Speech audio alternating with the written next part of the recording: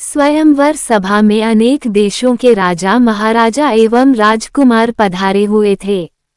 एक ओर श्री कृष्ण अपने बड़े भाई बलराम तथा गणमान्य यदुवंशियों के साथ विराजमान थे। बाण चलाकर मछली की आंख को निशाना बनाना है। मछली की आंख में सफल निशाना लगाने वाले से मेरी बहन द्रौपदी का विवाह होगा। एक के बाद एक सभी राजा महाराजा एवं राजकुमारों ने मछली पर निशाना साधने का प्रयास किया, किंतु सफलता हाथ न लगी और वे कांतिहीन होकर अपने स्थान में लौट आए। इन असफल लोगों में जरासंध, शल्य, शिशुपाल तथा दुर्योधन, दुशासन आदि कौरव भी सम्मिलित थे। कौरवों के असफल होने पर दुर्योधन के परम मित्र कर्ण ने मछली को निशाना बनाने के लिए धनुष उठाया, किंतु उन्हें देखकर द्रौपदी बोल उठी, ये सूतपुत्र है, इसलिए मैं इसका वरण नहीं कर सकती। द्रौपदी के वचनों को सुनकर कर्ण ने लज्जित होकर धनुष बाण रख दिया। उसके पश्चात ब्राह्मणों की पंक्ति से उठकर अर्जुन ने निशाना लगाने के लिए धनुष उठा लिया। एक ब्राह्मण को राजकुमारी के स्वयंवर के लिए उद्यत देख वहां उपस्थित जनों को अत्यंत आश्चर्य हुआ, किंतु ब्राह्मणों के क्षत्रियों से अधिक श्रेष्ठ होने के कारण से उन्हें कोई रोक न सका। अर्जुन ने तैलपात्र में मछली के प्रतिबिंब को देखते हुए एक ही बाण से मछली की आंख को भेद दिया। द्रौपदी ने आगे बढ़कर अर्जुन के गले में वरमाला डाल दिया।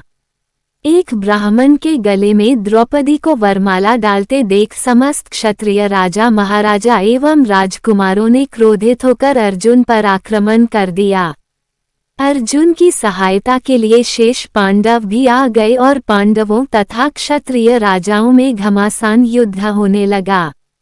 श्री कृष्ण ने अर्जुन को पहले ही पहचान लिया था, इसलिए उन्होंने बीच बचाव करके युद्ध को शांत करा दिया। दुर्योधन ने भी अनुमान लगा लिया कि निशाना लगाने वाला अर्जुन ही रहा होगा और उसका साथ देने वाले शेष पांडव रहे होंगे। वारणावत के लाक्षागृह से पांडवों के बच निकलने पर उसे अत्यंत आश्चर्य होने लगा। पांडव द्रौपदी को साथ लेकर वहां पहुंचे जहां वे अपनी माता कुंती के साथ निवास कर रहे थे। द्वार से ही अर्जुन ने पुकारकर अपनी माता से कहा, माते, आज हम लोग आपके लिए एक अद्भुत भिक्षा लेकर आए हैं। उस पर कुंती ने भीतर से ही कहा, पुत्रों, तुम लोग आपस में मिल बांट उसका उपभोग कर लो। बाद में ये ज्ञात होने पर कि भिक्षा वधू के रूप में है, कुंती को अत्यंत पश्चाताप हुआ, किंतु माता के वचनों को सत्य सिद्ध करने के लिए कुंती ने पांचों पांडवों को पति के रूप में स्वीकार कर लिया। पांडवों के द्रौपदी को साथ लेकर अपने निवास पर पहुंचने के कुछ काल पश्चात उनके पीछे पीछे कृष्ण भी वहां पर आ पहुंचे। कृष्ण ने अपनी बुआ कुंती के चरण स्पर्श करके आशीर्वाद प्राप्त किया और सभी पांडवों से गले मिले। औपचारिकताएं पूर्ण होने के पश्चात युधिष्ठिर ने कृष्ण से पूछा, हे द्वारिकाधीश, आपने हमारे इस अज्ञातवास में हमें पहचान कैसे लिया? कृष्ण ने उत्तर दिया, भीम और अर्जुन के पराक्रम को देखने के पश्चात भला मैं आप लोगों को कैसे न पहचानता। सभी से भेंट मुलाकात करके कृष्ण वहां से अपनी नगरी द्वारिका चले गए। फिर पांचों भाइयों ने भिक्षावृत्ति से भोजन सामग्री एकत्रित किया और उसे लाकर माता कुंती के सामने रख दिया।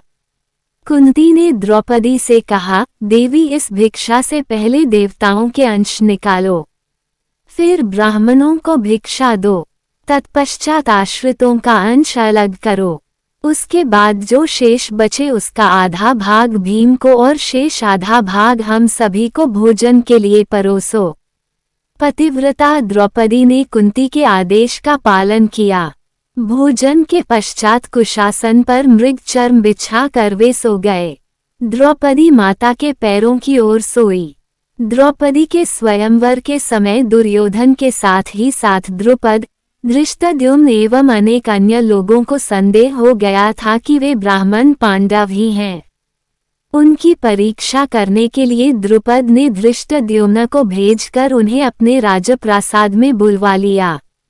राजप्रासाद में द्रुपद एवं धृष्टद्युम्न ने पहले राजकोष को दिखाया, किंतु पांडवों ने वहां रखे रत्नाभूषणों तथा रत्न माणिक्य आदि में किसी प्रकार की रुचि नहीं दिखाई।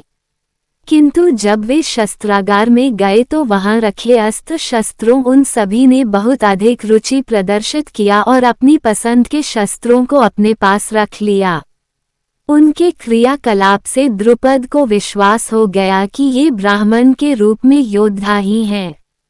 द्रुपद ने युधिष्ठिर से पूछा, हे आर्य, आपके पराक्रम को देखकर मुझे विश्वास हो गया है कि आप लोग ब्राह्मण नहीं हैं। कृपा करके आप अपना सही परिचय दीजिए। उनके वचनों को सुनकर युधिष्ठिर ने कहा, राजन, आपका कथन अक्षर सत्य है। हम पांडु पुत्र पांडव हैं। मैं युधिष्ठिर हूँ और ये मेरे भाई भीमसेन, अर्जुन, नकुल एवं सहदेव हैं। हमारी माता कुंती आपकी पुत्री द्रौपदी के साथ आपके महल में है। युधिष्ठिर की बात सुनकर द्रुपद अत्यंत प्रसन्न हुए और बोले, आज भगवान ने मेरी सुन ली। मैं चाहता था कि मेरी पुत्री का विवाह पांडु के पराक्रमी पुत्र अर्जुन के साथ ही हो। मैं आज ही अर्जुन और द्रौपदी के विधिवत विवाह का प्रबंध करता हूँ। इस पर युधिष्ठिर ने कहा, राजन, द्रौपदी का विवाह तो हम पांचों भाइयों के साथ होना है। ये सुनकर द्रुपद आश्चर्यचकित हो गए और बोले, ये कैसे संभव है? एक पुरुष की अनेक पत्नियां अवश्य हो सकती हैं, किंतु एक स्त्री के 5 पति हों ऐसा तो न कभी देखा गया है और न सुना ही गया है।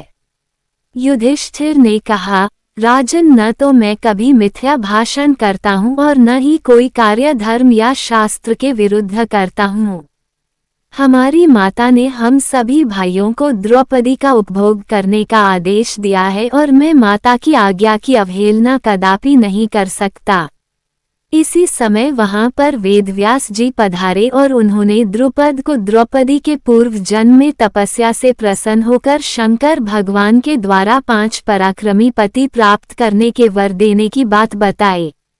वेदव्यास जी के वचनों को सुनकर द्रुपद का संदेह समाप्त हो गया और उन्होंने अपनी पुत्री द्रौपदी का पाणिग्रहण संस्कार 5 पांडवों के साथ बड़े धूमधाम के साथ कर दिया। इस विवाह में विशेष बात ये हुई कि देवर्षि नारद ने स्वयं पधारकर द्रौपदी को प्रतिदिन कन्यारूप हो जाने का आशीर्वाद दिया। पांडवों के जीवित होने तथा द्रौपदी के साथ विवाह होने की बात तेजी से सभी ओर फैल गई। हस्तिनापुर में इस समाचार के मिलने पर दुर्योधन और उसके सहयोगियों के दुख का पारावार न रहा। वे पांडवों को उनका राज्य लौटाना नहीं चाहते थे, किंतु भीष्म, विदुर, द्रोण आदि के द्वारा धृतराष्ट्र को समझाने तथा दबाव डालने के कारण उन्हें पांडवों को राज्य का आधा हिस्सा देने के लिए विवश होना पड़ गया। विदुर पांडवों को बुला लाए। धृतराष्ट्र, द्रोणाचार्य, कृपाचार्य, विकर्ण, चित्रसेन आदि सभी ने उनकी अगवानी की और राज्य का खांडव वन नामक हिस्सा उन्हें दे दिया गया। पांडवों ने उस खांडव वन में एक नगरी की स्थापना करके उसका नाम इंद्रप्रस्थ रखा तथा इंद्रप्रस्थ को राजधानी बनाकर राज्य करने लगे। युधिष्ठिर की लोकप्रियता के कारण कौरवों के राज्य के अधिकांश प्रजाजन पांडवों के राज्य में आकर बस गए। महाभारत कथा। कृष्ण की मदद से अर्जुन ने जीता द्रौपदी का स्वयंवर। महाभारत की कहानी में द्रौपदी एक बहुत ही मुख्य चरित्र है, जिसके जन्म से लेकर शादी तक सारी घटनाएं बेहद दिलचस्प है। तो आखिर ऐसा क्या हुआ था उसके स्वयंवर में? द्रुपद ने अपनी बेटी द्रौपदी के लिए स्वयंवर की घोषणा की, जिसमें ऐसी प्रतियोगिता रखी गई कि सिर्फ सर्वश्रेष्ठ योद्धा ही उसे जीत सकता था। 5 पांडव भाइयों ने इस स्वयंवर के बारे में सुना। साथ ही भारतवर्ष के सभी क्षत्रियों को इस बारे में पता चला। जो भी योग्य उम्मीदवार थे उन्हें आमंत्रित किया गया ताकि सबसे बहादुर और कुशल योद्धा द्रुपद का दामाद बन सके। आखिरकार इस विवाह का मकसद द्रोण और कुरु परिवार से बदला लेना था। सभी क्षत्रिय योद्धा पहुंचे स्वयंवर में। स्वयंवर का समय आया तो ये सभी योद्धा वहां इकट्ठा हुए, जिनमें दुर्योधन और कौरव, कर्ण तथा पांडव शामिल थे। पांडव भाई अब भी अपने असली वेश में नहीं थे। कोई नहीं जानता था कि वे अब भी जीवित हैं, सिवाय कृष्ण के, जिन्होंने अपने गुप्तचर भेजकर पता लगवा लिया था कि आग में जलकर कुंती और पांडव भाई नहीं, बल्कि निषाद स्त्री और उसके 5 बच्चों की मृत्यु हुई थी। वह नहीं जानते थे कि पांडव इस समय कहाँ हैं, मगर उनके मन में कोई संदेह नहीं था कि यह खबर मिलने के बाद वे रुक नहीं पाएंगे और निश्चित रूप से प्रतियोगिता में भाग लेंगे। जब कर्ण आया तो कृष्ण ने आंखें बंद करके द्रौपदी से कहा, मुझे तुम्हारे लिए डर लग रहा है क्योंकि यह नहीं होना चाहिए। ये शख्स इसमें सफल हो जाएगा। कृष्ण के यादव योद्धा स्वयंवर के स्थान के चारों ओर फैल गए ताकि कोई समस्या आने पर मदद कर सकें। हर कोई द्रौपदी का हाथ चाहता था। इसकी एक वजह ये थी कि वह बेहद सुंदर स्त्री थी, दूसरी वजह ये थी कि द्रुपद बहुत शक्तिशाली राजा थे। जो लोग किसी तरह प्रत्यंचा चढ़ा पाए, वे सिर्फ घूमती हुई मछली की परछाई देखकर सीधा तीर नहीं चला पाए। दुर्योधन ने लक्ष्य भेदने की कोशिश नहीं की। दुर्योधन वहां जाकर खुद चुनौती को जीतना चाहता था, मगर वह मौका गंवाना नहीं चाहता था। इसलिए पहले उसने अपने भाई दुशासन को भेजा ताकि वह चुनौती को आजमाए मगर उसे जीते नहीं। दुशासन एक अभिमानी और साहसी योद्धा था। उसने जाकर धनुष पर प्रत्यंचा चढ़ाने की कोशिश की मगर सफल नहीं हो पाया। ये देखकर कि उसका भाई इसे नहीं कर पाया, दुर्योधन भी हारने की शर्म से बचने के लिए वहां से चला गया। फिर कर्ण आगे आया। वह इस प्रतियोगिता के लिए आने वाले योद्धाओं में अंतिम था। वह अकड़ के साथ अंदर आया, आराम से धनुष पर प्रत्यंचा चढ़ाए और तीर चलाने के लिए तैयार हो गया। उसे देखकर अर्जुन समझ गया कि वो मछली की आंख भेद सकता है, मगर वह ये भी जानता था कि हालांकि दुर्योधन ने उसे राजा बना दिया है, मगर अब भी उसे एक सूतपुत्र की तरह ही देखा जाता है। इसी तरह कृष्ण ने देखा कि कर्ण का प्रतियोगिता में आना उनकी योजना का हिस्सा नहीं था और इस भयंकर योद्धा में कामयाब होने की काबिलियत भी थी। कृष्ण के संकेत का इंतजार कर रही थी द्रौपदी। हर बार जब एक नया योद्धा आता तो द्रौपदी कृष्ण की ओर देखती। वो उनके संकेत की प्रतीक्षा करती कि यह उसके लिए उपयुक्त वर है या नहीं। अब तक हर बार कृष्ण मुस्कुराते हुए इस पूरे तमाशे का आनंद उठा रहे थे। फिर वह जान जाती कि वह उपयुक्त नहीं है। वैसे भी बहुत सारे लोग धनुष पर प्रत्यंचा तक नहीं चढ़ा पा रहे थे। जब कर्ण पास आया तो वह अपने भाई से जोर से बोली ताकि कर्ण भी यह बात सुन सके, मैं एक सूत से विवाह नहीं करना चाहती। उसने सूतपुत्र भी नहीं कहा। धृष्टद्युम्न ने घोषणा की, मेरी बहन एक सूत से विवाह नहीं करना चाहती, इसलिए प्रयास करने का भी कष्ट मत उठाओ। पूरी सभा के सामने शर्मिंदा होकर कर्ण ने सिर झुका लिया मगर द्रौपदी को प्रतिशोध की भावना से देखकर कहा, जब मेरा समय आएगा तो मैं तुम्हें नहीं बख्शूंगा। वह अपमान में जलता हुआ वहां से चला गया। फिर एक ब्राह्मण युवक का वेश धरे अर्जुन उठकर सामने आया और कहा, अब जबकि कोई क्षत्रिय इस मुकाबले को नहीं जीत पाया है, क्या मैं कोशिश कर सकता हूँ? धृष्टद्युम्न चकरा गया। उसे समझ में नहीं आ रहा था कि उसे एक ब्राह्मण को इसमें शामिल करना चाहिए या नहीं। उसने कृष्ण की तरफ देखा। कृष्ण ने जानबूझकर कोई चीज नीचे गिरा दी और उसे उठाने के लिए नीचे झुके, जिसका अर्थ हाँ था। धृष्टद्युम्न बोला, हाँ, यदि आप मुकाबला करना चाहते हो तो कर सकते हैं, मगर सभी योद्धा विफल हो चुके हैं, आप इसे कैसे कर पाएंगे? अर्जुन ने भेद दिया लक्ष्य।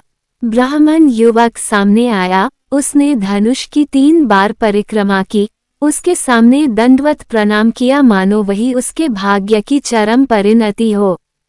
फिर उसने धनुष उठाया, आसानी से उस पर प्रत्यंचा चढ़ाई और परछाई में देखकर तीर चला दिया।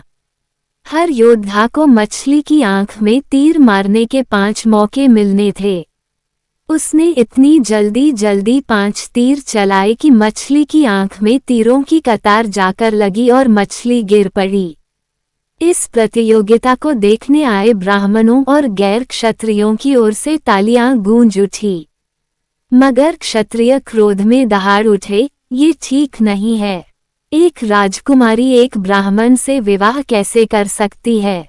अब एक ब्राह्मण ने मुकाबला जीता है और आर्य धर्म के अनुसार हम ब्राह्मण की हत्या नहीं कर सकते हैं।